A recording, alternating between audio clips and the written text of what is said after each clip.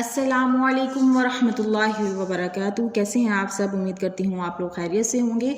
आज हम अपने कुरानी कायदे का सबक जो है वो आगे बढ़ाएंगे। सफ़ा नंबर 1 हम पढ़ रहे थे और हम अल हरूफ की अदायगी सीख रहे थे, जिसमें हम अभी तक गाइन तक जो है वो पढ़ चुके हैं। आगे हम मज़ीद अपने सबक को आगे बढ़ाते हैं।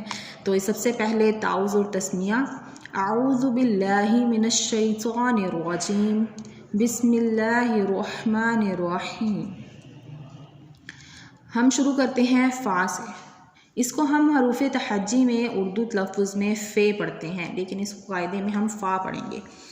फ़ा फ़ा फ़ा, क़ाफ़ क़ाफ़।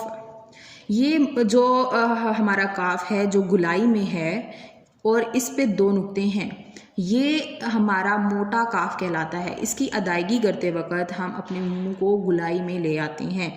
कौफ कौफ कौफ। काफ काफ काफ। इस काफ को हम बारीक काफ कहते हैं। इसकी अदायगी के वक्त हम अपने मुंह को गोल नहीं करते। काफ काफ काफ। लाम लाम लाम। मीम मीम मीम। नून नून नून।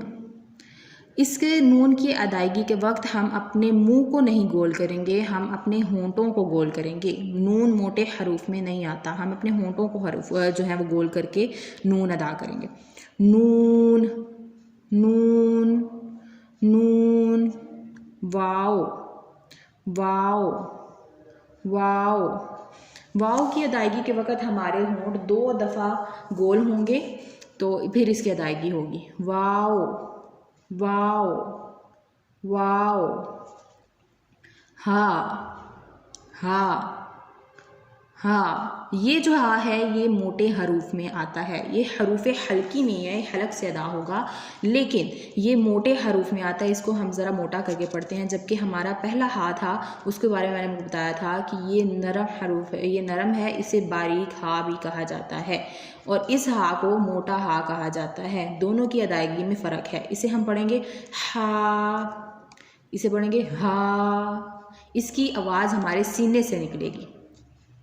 हमज़ा हमज़ा। ये जो साथ में इसके लिखे हुआ है, इसका नाम लिखा हुआ है, ये मोटे हा से शुरू हो रहा है। इसे हम बारीक हा से नहीं पढ़ेंगे, मोटे हा से लिखा हुआ है इसका नाम, तो हम भी इसकी अदायगी करते वक़्त मोटा हा ही जो है वो सीने से निकालेंगे। हमज़ा हमज़ा हमज़ा। या या या या या या। ये दोनों या जो हैं ये मुंह के खाली हिस्से से अदा होंगे। या या या।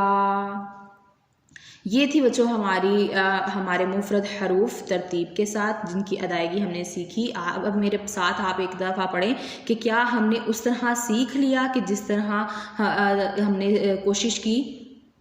अलिफ बा ता सा जीम हा खो दाल ज़ाल रो ज़ा सीन शीन सौद ज़ौद तो ज़ो आइन गाइन फ़ा क़ाफ़ काफ लाम मीम नून वाओ हा हमज़ा या।